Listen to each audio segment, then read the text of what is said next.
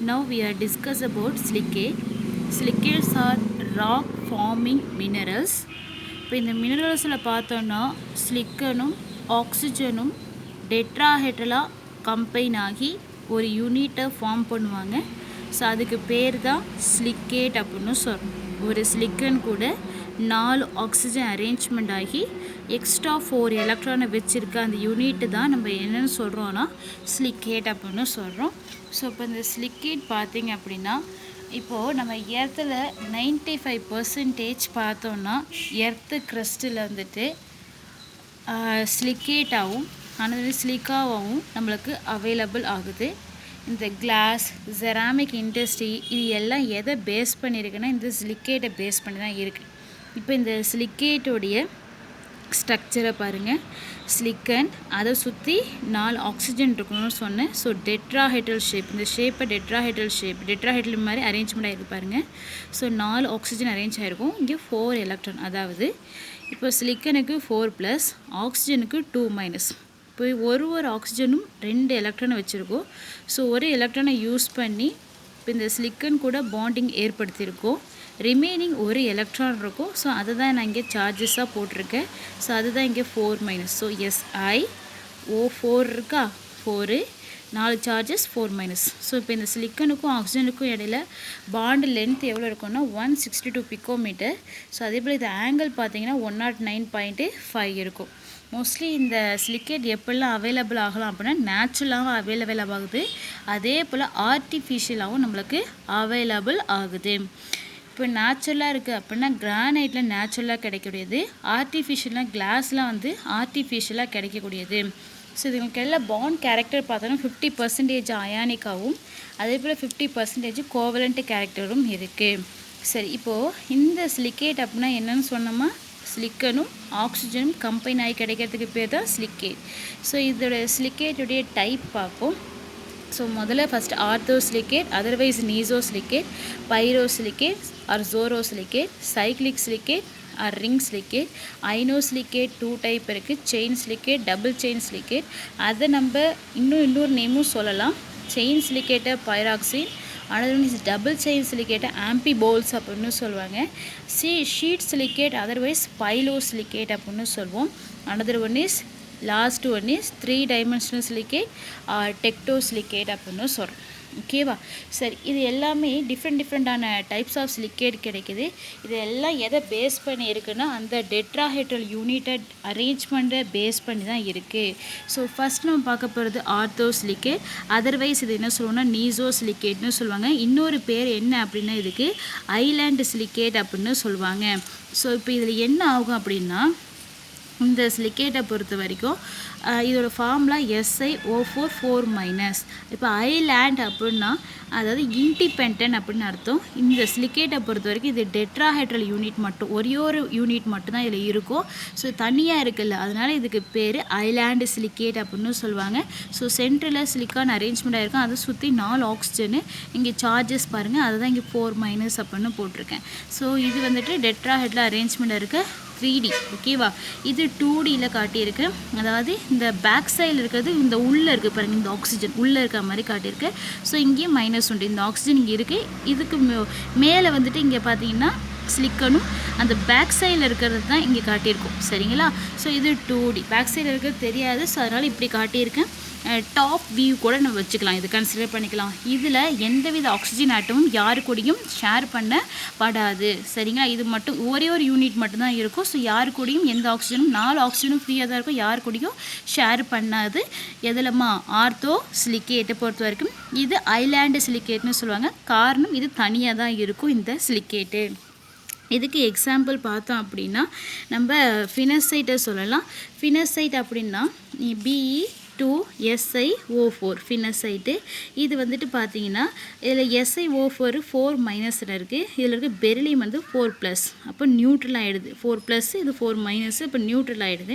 So இதில் இருக்க beryllium வந்துட்டு சென்ட்ரல் இருக்குன்னா இதை சுற்றி ஆக்சிஜன் எப்படி சரௌண்ட் ஆகிருக்குன்னா டெட்ராஹெட்லாம் இந்த மாதிரி அரேஞ்ச்மெண்ட் ஆகிருக்கும்.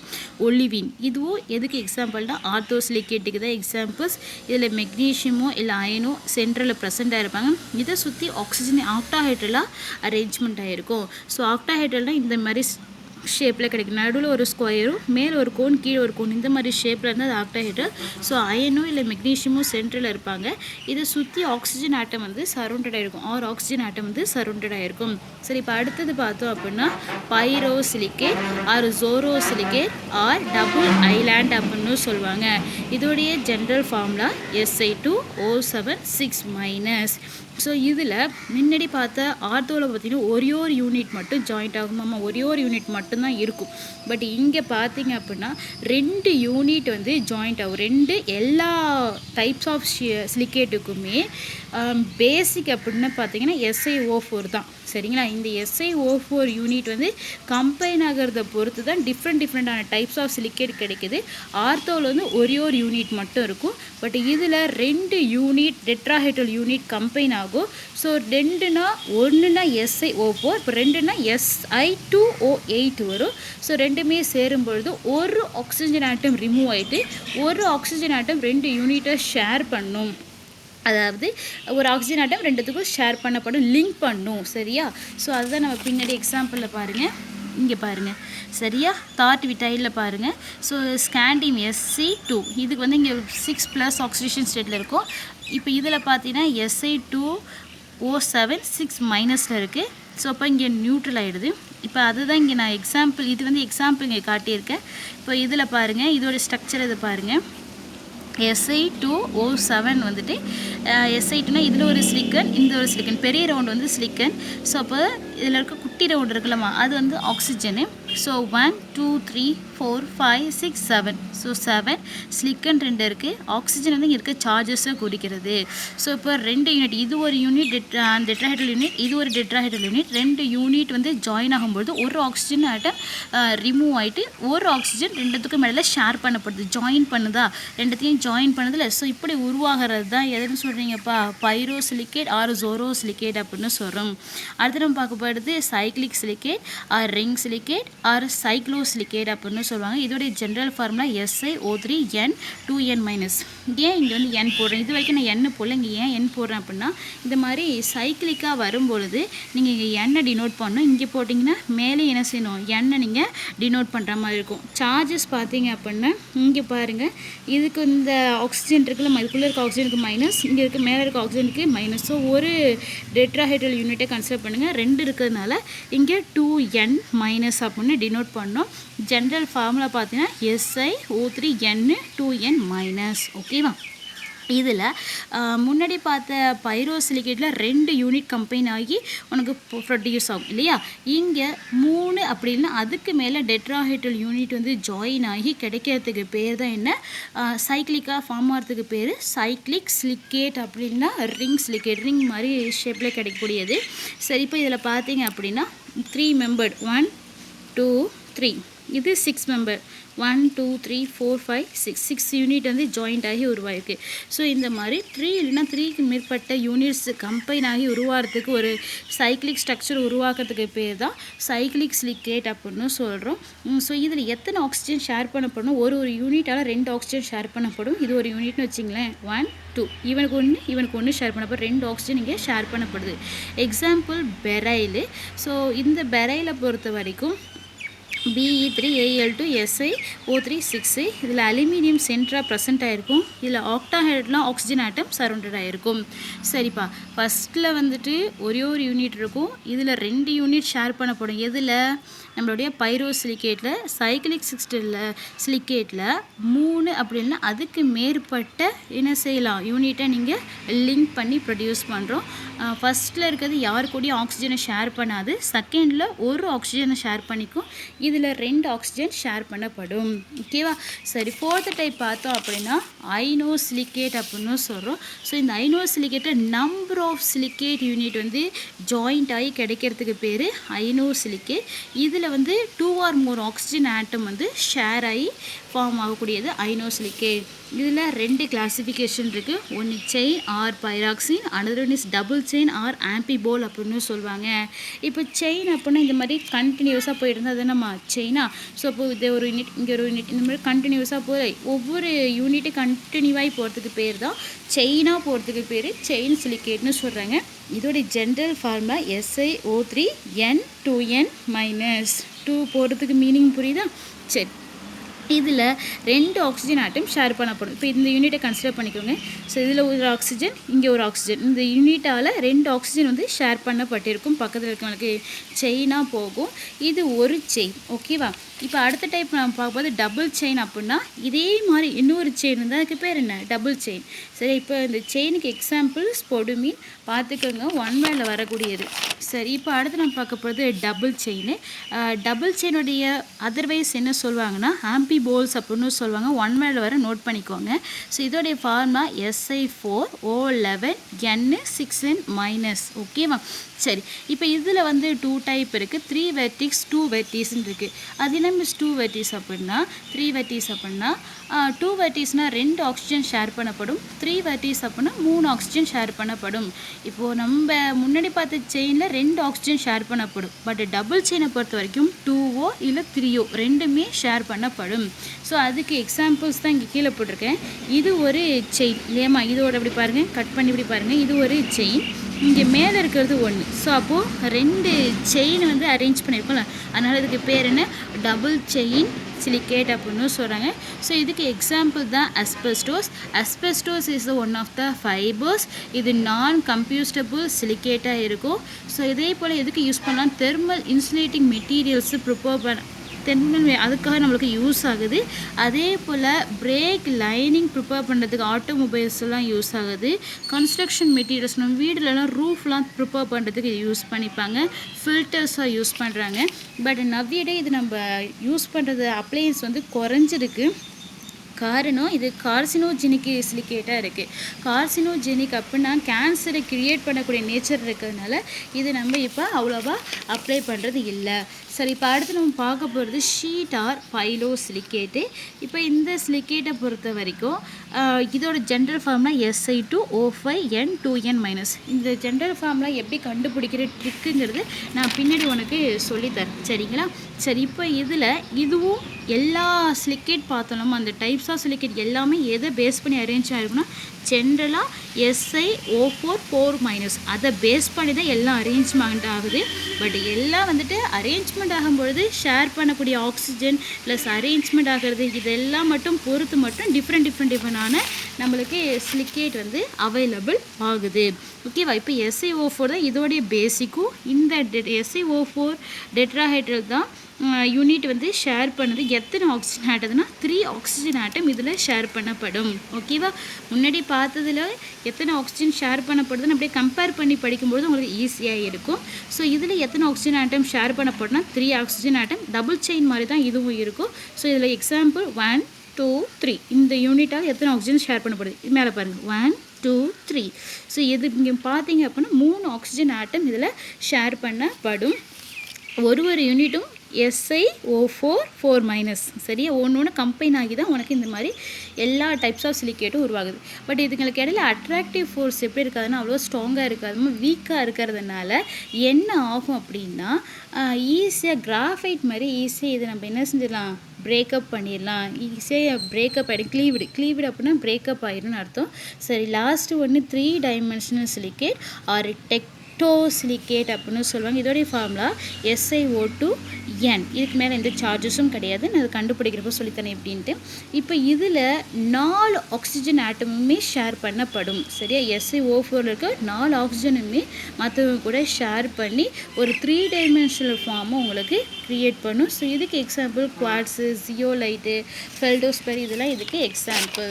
சரி, இது லிக்கேட்டோடைய ஜென்ரல் ஃபார்முலா கண்டுபிடிக்கிறதுக்கு சம் டெக்னிக் தான் இங்கே நான் சொல்லித்தர போகிறேன். என்ன அப்படின்னா ஃபஸ்ட்டு வந்து இது மாதிரி TCROSPDன்னு எழுதிக்கோங்க. T அப்படின்னா டெக்டோ, Cனா செயின், Rனா ரிங்கு, Oனா ஆர்த்தோ, Sனா ஷீட்டு, Pனா பைரோ, Dனா டபுள். ஓகேவா?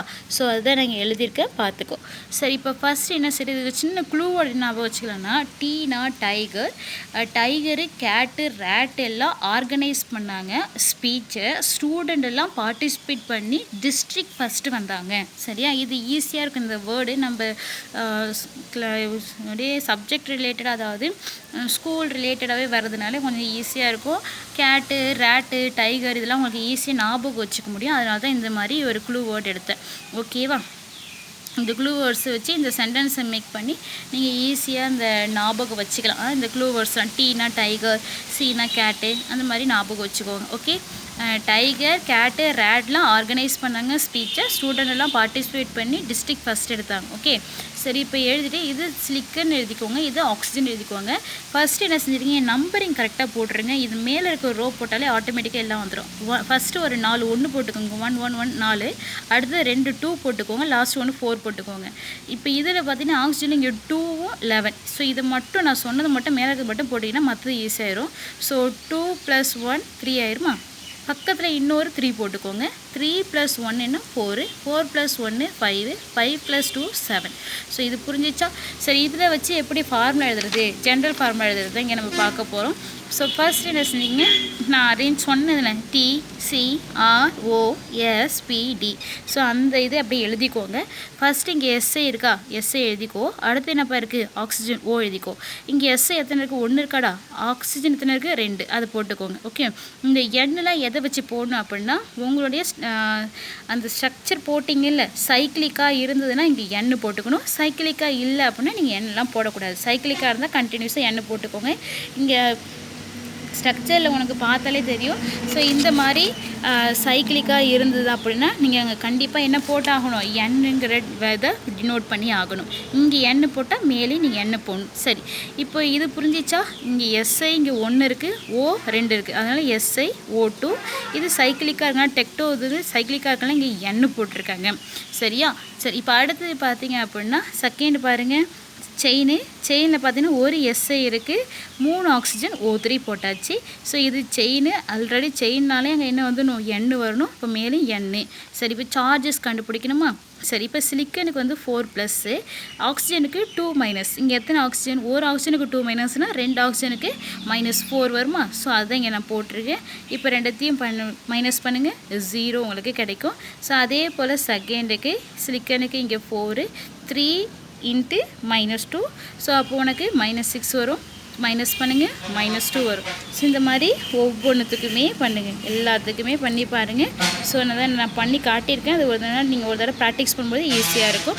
ஸோ அந்த சார்ஜஸை அப்படியே தலையில் போட்டுருங்க. இங்கே -6, இங்கே -6. நம்ம டிஸ்கஸ் பண்ணும்போது ஜியோலைட், இதை பாய்லிங் ஸ்டோன்னு சொல்லுவாங்க. இது one of the rocky minerals. இதை ஆக்சல் ஃபிடரெரிக் அப்படிங்கிறவர் தான் கண்டுபிடிச்சாங்க. ஜியோலைட் அப்படின்னா பாய்லிங் ஸ்டோன், ஜியோ அப்படின்னா பாயில், ஸ்டோன் அதாவது பாய்லிங் ஸ்டோன் இங்கே நேம் வந்துச்சுன்னா ஜியோ அப்படின்னா பாய்லிங், லைட் அப்படின்னா லித்தோஸ் மீனிங் ஸ்டோன். அதனால தான் இதுக்கு பேர் பாய்லிங் ஸ்டோன் அப்படின்னு பேர் வந்தது. Jio meaning boil, light meaning stone, அதனால் பாய்லிங் ஸ்டோன் அப்படின்னு பேர் வந்துச்சு. இதை வந்து ஆக்சல் என்ன செஞ்சான்னா ஒரு மினரல்ஸ் எடுத்து அதை பாயில் பண்ணி பார்க்கும்பொழுது அதுலேருந்து நிறையா வாட்டர் மாலிகூல்ஸ் வெளியில் போகிறத பார்த்தாரு. ஓகேவா? சரி, அப்போ தான் அதுக்கு பேர் என்னென்னு வச்சார் அப்படின்னா ஜியோ லைட் அப்படின்னு பேர் வச்சார். இது ஒன் ஆஃப் த 3 டைமென்ஷன் இருக்கக்கூடிய கிறிஸ்டலின் சாலிட். இதில் அலுமினியம், சிலிக்கன், ஆக்சிஜன் அரேஞ்ச்மெண்ட் ஆகிருக்கும். மேக்ஸிமம் நேச்சுரலாகவும் இது அவைலபிள் ஆகுது, ஆர்டிஃபிஷியலாகவும் நம்ம இதை ப்ரிப்பேர் பண்ணுறோம். இதோடைய அப்ளிகேஷன் நம்மளுக்கு அதிகமாக இருக்கிறதுனால இதை நம்ம அதிகமாக ஆர்டிஃபிஷியலாகவும் ப்ரிப்பேர் பண்ணுறோம். ஜென்ரலாக இதை ஃபார்முலா பார்த்தீங்க அப்படின்னா Na2O, Al2O3, XSiO2, YH2Oன்னு சொல்கிறோம். இது எக்ஸ் வந்துட்டு 2லேருந்து 10 இது சேர்ந்துருக்கலாம், ஒய் வந்துட்டு 2லேருந்து 6க்குள்ளே இருக்கலாம். இதை ஹைட்ரேட்டட் சோடியம் அலுமினியம் சிலிக்கேட் அப்படின்னு சொல்கிறோம். இந்த அலுமினியம் சிலிக்கேட் தான் மெயின் பார்ட்டாக இங்கே இருக்குது. சரி, இப்போ இந்த ஜியோலைட்டில் பார்த்தீங்க அப்படின்னா கேட்டையான்ஸ் ப்ரெசென்ட் ஆகிருக்கும். இந்த Na, சரி, இது அல்கலி மெட்டலோ இல்லை அல்கலி எர்த்து மெட்டல்ஸோ இங்கே ப்ரெசென்ட் ஆகிருக்கலாம். ஸோ இந்த ஜியோலைட்டில் நிறைய போரஸ் வந்து ப்ரெசென்ட் ஆகிருக்கும், போரஸ் ஸ்ட்ரக்சருடையது. ஸோ அந்த போரஸ் ஸ்ட்ரக்சரில் மோனோவேலண்ட் அயனான Na+ஓ இல்லை வாட்டர் மாலிகூல்ஸோ லூஸ்லி வந்து அதில் ஹெல்ட் ஆகிருக்கலாம். சரியா? ப்ரெசென்ட் ஆகிருக்கும் ஜியோலைட்டில். சரி, அதே போல் இந்த சிலிக்கானும் அலுமினியமும் டெட்ராஹெட்லாம் அரேஞ்ச்மெண்ட் ஆகிருக்கும் ஆக்சிஜன் கூட சேர்ந்து. சரியா?